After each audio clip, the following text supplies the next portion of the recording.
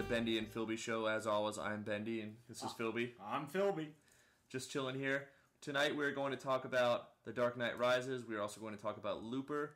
And we're going to talk about some episodes of Sherlock, as mentioned in the previous podcast. If you haven't seen these three, I would steer clear. We'll give you warning before we delve into each one. But first we're going to talk about Looper.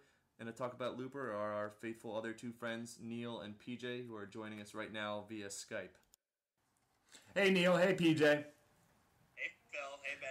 Thanks So- for having us back, guys. Glad we passed the audition the first time around. Exactly. So we all saw Looper within the past couple weeks. What was your opinion of the movie? Spoiler-free. Spoiler-free opinion of the movie.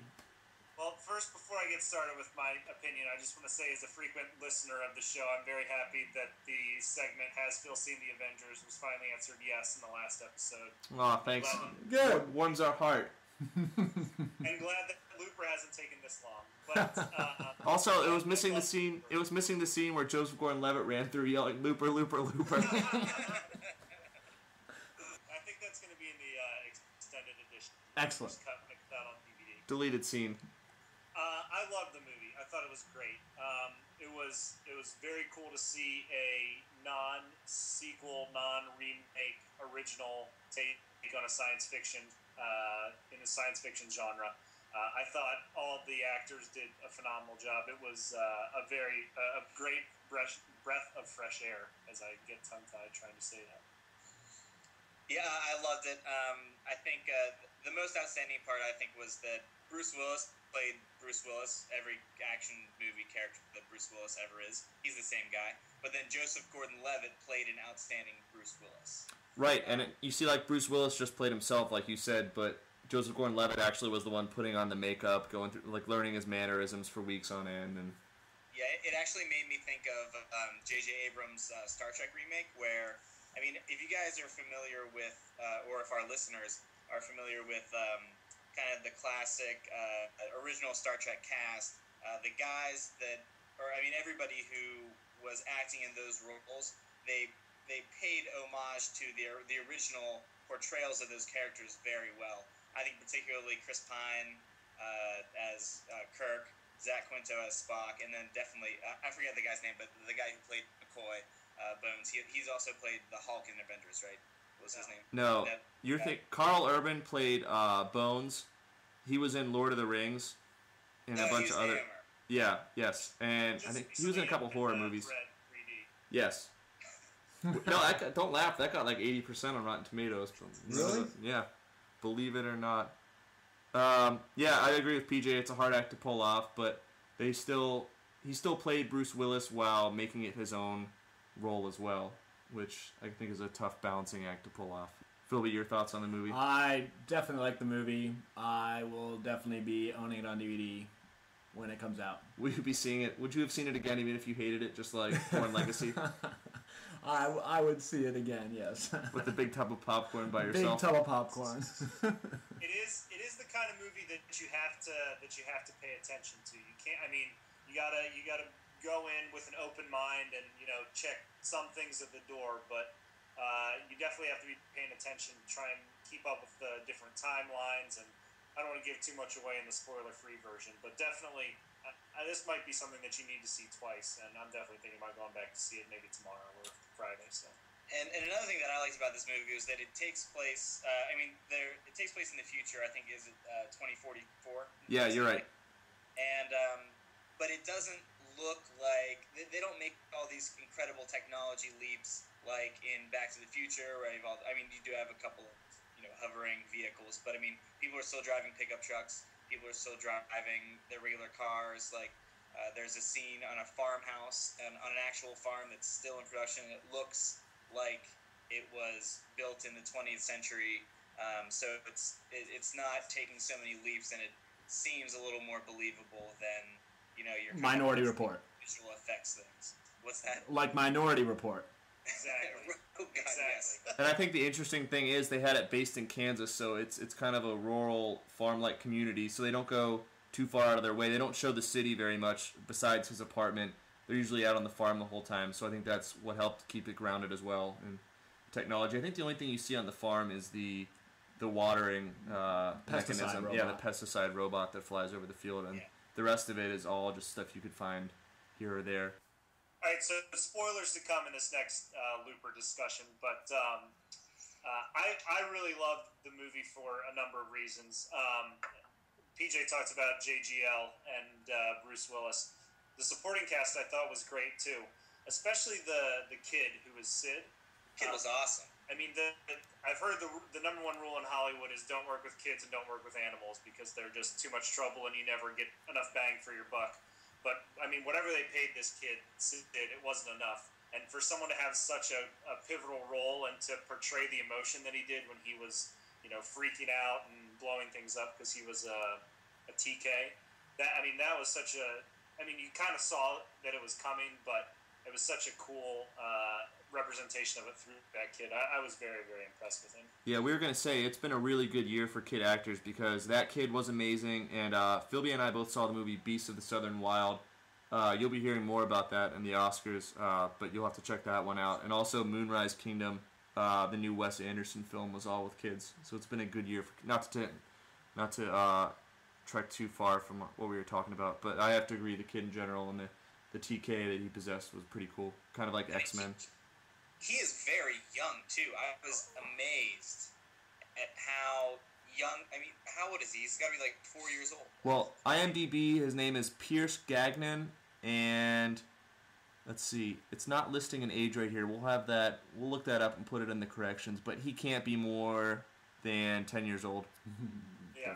At most. Got those cute big puffy cheeks too. Exactly. and the crazy face. He has the bitch face whenever he does the TK. He just...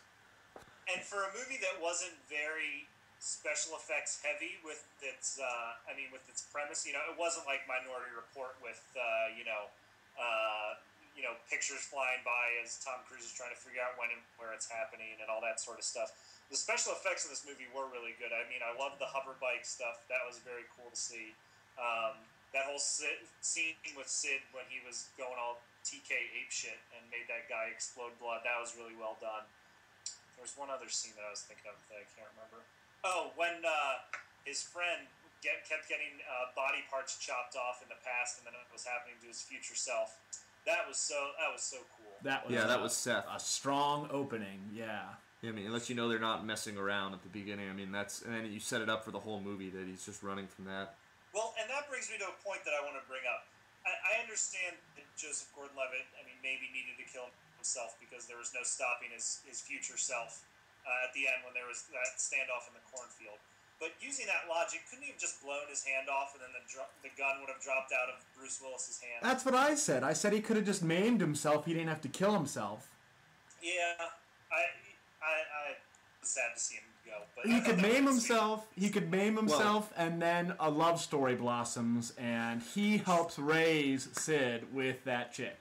But Bruce Willis is still there though, trying to kill the wife and the woman and the child until his last dying breath, which created the endless loop of the kid resenting everything. The only way he could do it is if he killed himself, and then the kid would come back to his mom, who fosters the kid and makes sure he grows up all right. I can see that because his character is so tenacious that so you blew off one of his hands. Joseph Gordon-Levitt's just gonna sit there and blow off his own body parts just to try and stop him. You might as well just get it over with. Yeah, I mean, you saw Bruce Willis wasn't going to stop. He had already killed one kid, was willing to kill another that he actually knew before he got there, which you don't see people killing kids in movies too often. So. That was shocking. Yeah, that was another like thing. That they didn't actually show it. Well, I don't think... Yeah. They cut away from it. I don't think they're legally allowed to. So that in a movie recently, they got a bunch of flack for it. Didn't Nicolas Cage shoot some chick in... it's like that superhero movie. Not to go back to Nicolas Cage and his Oscar-winning performance in The Wicker Man, but... I don't... I think there was a movie that came out with him recently where he was training some girl to be a superhero and he was shot it Punisher? No, Kick-Ass. Kick-Ass. Kick-Ass, yes, yeah. I know the little girl swears like a sailor, and he teaches her how to kill people, but I'm not sure if he kills another little kid or a girl. Kills her. I think she has like a bulletproof vest on or something like that, but you don't know that at the time. He just shoots her. And he's her dad in the movie, so I don't think he shoots her. I think she gets shot, and she comes back. But yeah, I think they take a lot of flack for pointing guns at kids nowadays.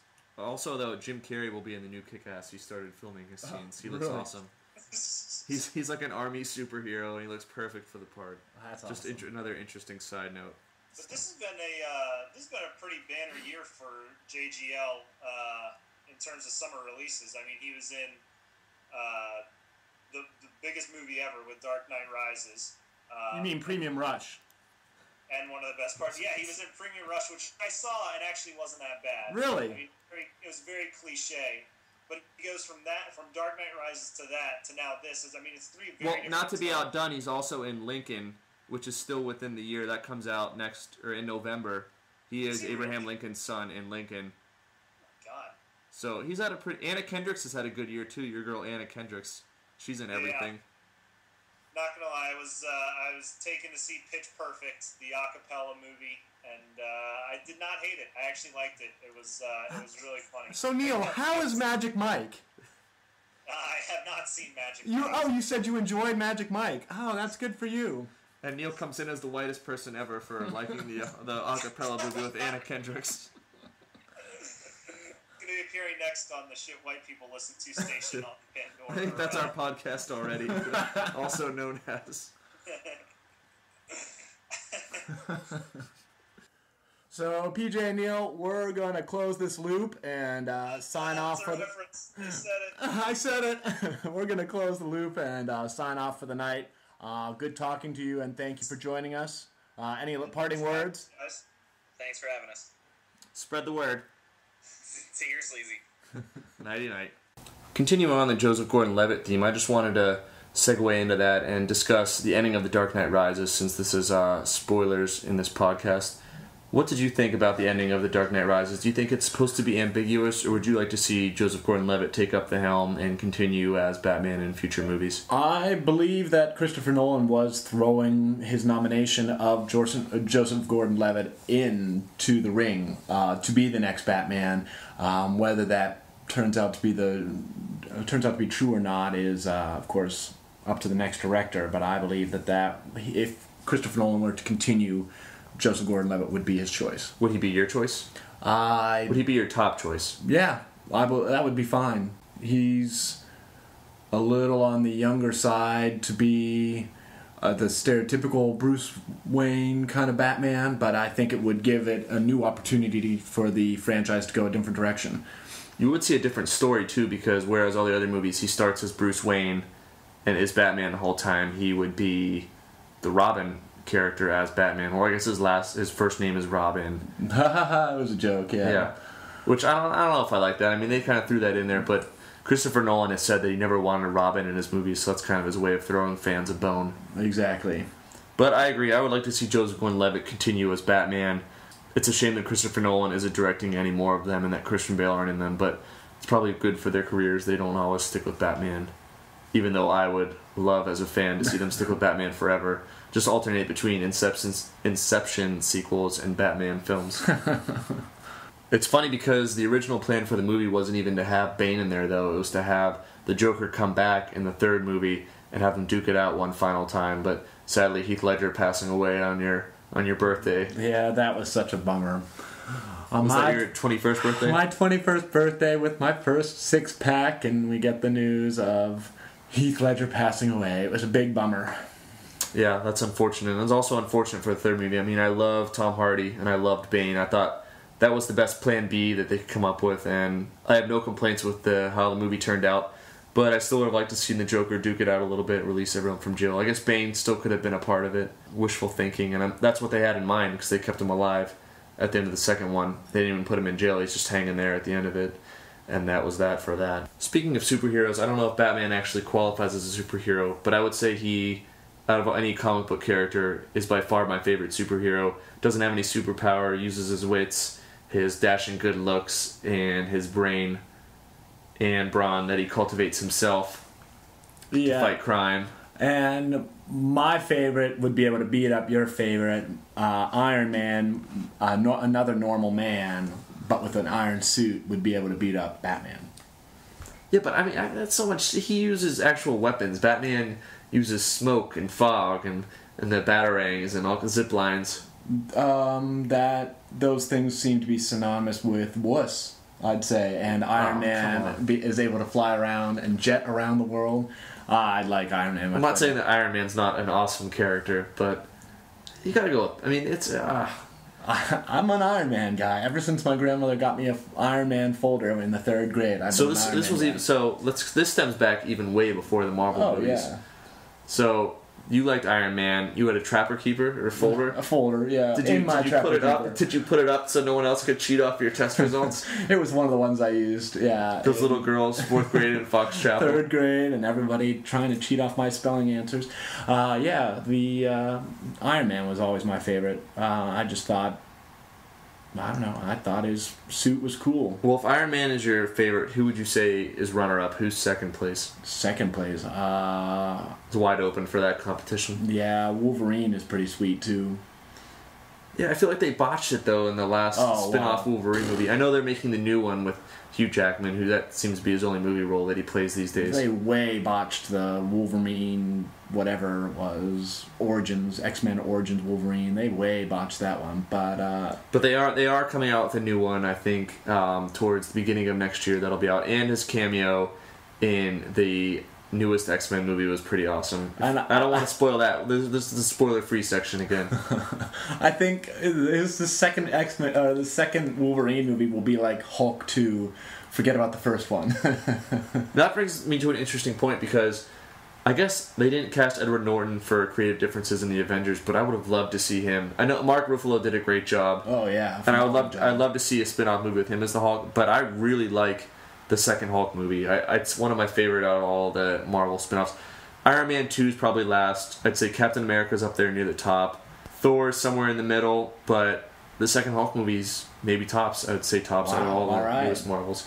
Yeah, I definitely Captain America, Iron Man, both 1 and 2, and I'm looking forward to 3 when Warhammer is a bigger War Machine. Sorry. Warhammer is that other game. Yes. War Machine is a bigger role. Looking forward to those the next Iron Man, but Hulk. Yeah, I'd say Hulk is mid-range. If I had one complaint about Thor, and I was saying Thor was close to my least favorite, the one complaint would be his band of friends that come along with him who really serve no purpose in the movie. They're just his companions that he gets into mischief with, and they'll probably have less of that in the new movie. I'm excited to see where they go with that. I would have liked to see him just defending crazy Power Ranger-like machines on Earth as they threaten to destroy different parts of Texas, and just him interacting with other people and not on his home planet. But that's just me, and that's just wishful thinking. And we all just prefer to not just even think about Green Lantern. Or Daredevil. I didn't think Daredevil was too bad, but Daredevil was pretty bad. Would you argue Ben Affleck's worst movie? Maybe besides Geely. Easily one of the best. Yeah, I'd say easily tied for worst Ben Affleck movie. Michael Clark Duncan, rest in peace. Favorite Ben Affleck movie? What would that be? I'm pretty excited for Argo. I bet that'll take tops. If not, Dazed and Confused is my favorite Ben Affleck movie. What about The Town? Dazed and Confused is my favorite Ben Affleck movie. Good Will Hunting? The Town? Dazed and Confused is my favorite Ben Affleck movie. Why do you... Is he even in Dazed and Confused? He's the main bad guy in Dazed and Confused. Wait, hold on a second. He's the main bad guy in Dazed and Confused. As IMDb has just confirmed, in 1993, I stand corrected, he played Fred O'Banion in Dazed and Confused. The main bad guy. Yes, it's coming back to me now a little bit. When was Good Will Hunting? I guess that was... Later. That was after it. Let's see, he did that in 1997. He played Chucky Sullivan in Good Will Hunting. I think that's my favorite. If not, a few years later, Armageddon. I think he played AJ. A lot of people hate it. Guilty pleasure movie. Yeah, I'd say, again... If PJ were still on the line, he would wholeheartedly agree that this is a guilty pleasure movie. It sneaks into some top 10. Let's see, he did some pretty terrible movies. Extract. Ugh. But I mean, he peppered in some decent movies. Shakespeare in Love in '98, Dogma, which was in '99. Let's see here. Pearl Harbor was somewhat of a dud and historically inaccurate. Some of All Fears was so-so. Daredevil, terrible. Geely, terrible. Jersey Girl, okay. Smokin' Aces was all right. Medium rare. And then he took a little bit of a break. He married Jennifer Garner, popped out a few kids. She did. So not too bad right there. And then he did that string of movies where he directed Gone Baby Gone, The Town, and then Argo. But we are really excited about Argo. That comes out this Friday, I think. I believe so. So right about when you're listening to this podcast, you can go see Argo too, and we'll also be discussing that in our next one, I'm sure, because I want to see that at $5 Monday or Sunday night when we get back from Potter County. We'd like to continue our plug for the BBC version of Sherlock that you can stream on Netflix. That's right. There are 2 seasons on there, but don't get too discouraged because a season is only 3 episodes. Since each episode, as we've said, is only about an hour and 20 minutes. As our favorite website, the Pens blog, has said, it's a good way to pass the time during a lockout. Goddamn lockout. Goddamn lockout. But you could perhaps put it on when a game would be on, and that would take up almost the same amount of time that a hockey game takes. I would like to plug the first episode of the second season. Once again, I won't spoil it because we're out of the spoiler section. But the first episode of the second season is called A Scandal in Belgravia. And if you're familiar with the first and second Sherlock movies with Robert Downey Jr., you know the character of Irene Adler. She's a little bit different in this one. And once again, I won't spoil anything or the plot. But suffice to say that this is the best episode of television you'll see since perhaps Lost did the episode The Constant with Desmond. Really? You're not a big Lost guy, so you don't know, but I'm not a Lost guy at all. I like to proclaim it as the best episode of TV in the past maybe 5 or 6 years. If anyone would like to dispute that, they're welcome to. You haven't watched any Justified. I have to get into that. If I get into Justified, then you'll have to get into some other show that I pick as well. Fine. Deal. We would like to plug another show, The Walking Dead. Comes back this Sunday at, was it 9 o'clock? It premieres this Sunday. I'm not 100% sure on the time. We will do that in the corrections. I'm pretty excited for this season of Walking Dead. Not available on Dish. Not available on Dish Network. I just feel sorry for anyone with Dish because they're not getting Breaking Bad, Walking Dead, and it's just, I mean, it's really just us plugging AMC for them, which is hopefully what they want. But hopefully this season of Walking Dead, Carl can listen to his parents and stop getting into hijinks and getting other people killed. Not just be a whiny little kid. Yeah, which is pretty terrible. I mean, I think he's one of the most hated characters ever on television, which is pretty hard to do. I would agree. But if they don't clean up his act, they might start losing watchers. That's all the scuttlebutt at work. Anyone who watches Walking Dead just hates Carl. It was a trending topic on Twitter. Just kill Carl already. I've heard good things about the new season. It's just them kicking ass and taking names in the first few episodes, which is really what they needed to get back to, and instead of all this drama and talking and stuff that we didn't sign up for when we started watching the show. Exactly. It's now time for the Would You Rather segment of our podcast. Our first Would You Rather is sent in to us by my lovely fiance, Kathy Scott. You can follow her on Twitter at CathMath, all one word, with an underscore after it. She writes in, would you rather meet your hero, dead or alive, or would you rather be a hero to someone else? PhilB? I would rather meet my hero, Winston Churchill, and I believe that he would enable me, he would inspire me enough that I could be a hero to a lot of other people. I mean, he's the hero of his generation. I believe meeting him, you get enough inspiration to become the hero of your generation. Now, what makes him your hero? I mean, he's a few generations before you, right? Right. I'd say his gumption is certainly something to be, is certainly admirable. Good word drop. Thank you, gumption. And, yeah, I think his blood, toil, sweat, and tears speech is one of the most influential speeches in history. Now, stick with me here. I think I would rather be a hero to someone else, and as pretentious as that sounds, if I had to pick between the two, I think it would be more important to be a hero to someone else than to be a little more self-serving and to just meet someone that was my hero. And in the immortal words of Michael Scott, am I a hero? I really can't say, but yes. The next Would You Rather is from Neil, who is just on, and his Twitter handle is @KeepingItNeil. What is your favorite sandwich, and don't tell me why? My favorite sandwich, I would tell you why if I was asked that question, but just my favorite sandwich would be either the cheesesteak at Permani's or the New Yorker at Pepe's, which is also just a cheesesteak, but with bacon. I definitely say that those sound delicious, but my favorite is definitely a Reuben. Don't tell me why. I will not. That concludes our brief Would You Rather segment. If you'd like to send us any, we are always welcome some. You can send it to our new Twitter handle. That Twitter handle is @BenD PhilB Show, all one word. Again, that's just BenD PhilB Show at Twitter.